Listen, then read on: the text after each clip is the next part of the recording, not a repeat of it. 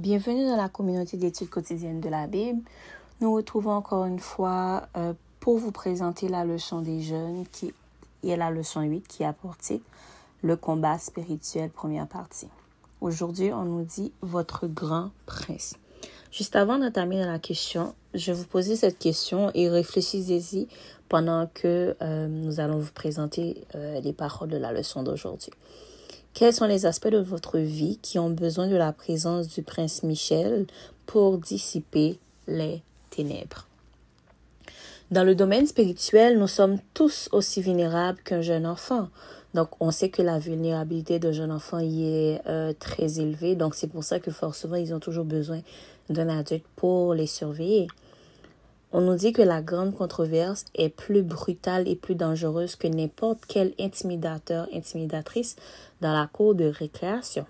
Heureusement, nous avons un grand frère qui peut nous aider. Lorsque nous sentons l'ennemi se rapprocher, nous pouvons faire appel à celui qui prend soin de nous et nous protège, car Jésus n'a pas honte de nous appeler ses frères. Hébreux 2, verset 11.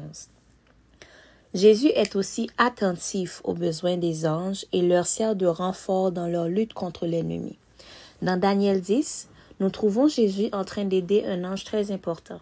Bien qu'il ne soit pas nommé, il est raisonnable de conclure que cet ange du verset 11 est le même ange qui apparaît dans les 2 chapitres précédents, identifié comme l'ange Gabriel de Daniel chapitre 8, verset 16.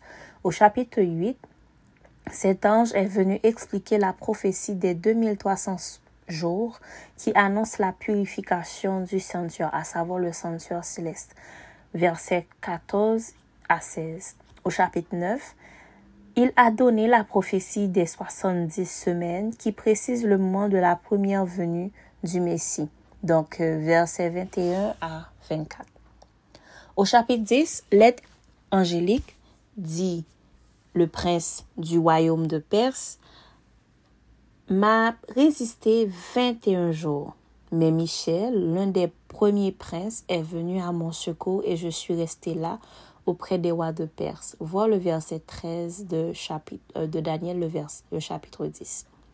Dans le combat contre le prince du royaume de Perse, même Gabriel a dû demander du renfort. Plusieurs éléments, en fait, vont nous indiquer que Michel, donc l'ange ou la personne dont nous parlons, n'est pas simplement le nom d'un ange, mais qu'il s'agit plutôt d'un titre désignant nul autre que Jésus-Christ. Tout d'abord, le nom de Michel signifie qui est comme Dieu, un titre parfait pour Jésus, qui fait partie de la divinité et est littéralement Dieu manifesté en chair. Jean 1er, verset 14 et Jean 14, verset 9. Deuxièmement, alors que des anges tels que Gabriel demandent parfois du renfort, Michel, lui, n'en a jamais besoin car il est toujours victorieux. Rien ne peut lui résister, même pas le diable. Daniel 10, verset 13 et Daniel 12, verset 1er et Jude 1er, verset 9, Apocalypse 12, verset 7 à 10. Troisièmement, Michel est le grand prince, celui qui défend les gens de ton peuple. Daniel 12, verset 1er. À savoir que la première fois où nous avons entendu parler de Michel, ce fut en fait dans le livre de Daniel, donc Daniel 10, verset 13 et Daniel 12, verset 1er. Et en fait, il n'est pas mentionné, on va reparler de Michel que dans le livre de Jude et dans le livre de l'Apocalypse. Jésus, en fait, il est notre divin prince de la paix, notre guerrier qui combat pour ses enfants. Il est l'archange, le chef des anges, et sa parole des légions entre en action. Avec une telle assurance, une telle puissance et un tel soutien, qui peut en fait s'opposer à nous? Nous avons un grand frère divin comme protecteur. Sa présence et sa force suscitent la peur parmi les forces démoniaques. Et à la simple mention de son nom, Satan et toute son armée tombent. Et je vous repose la question que je vous ai posée au début. Quels aspects de votre vie ont besoin de la présence du prince Michel pour dissiper les ténèbres? Je vous invite en fait à réfléchir à cette question-là et à mettre en fait la main sur ce qui vous empêche en fait d'avancer avec Dieu. Et comme nous venons de le dire, le simple fait de mentionner le nom de Michel, le nom de Jésus, Satan et toute son armée y tremblent.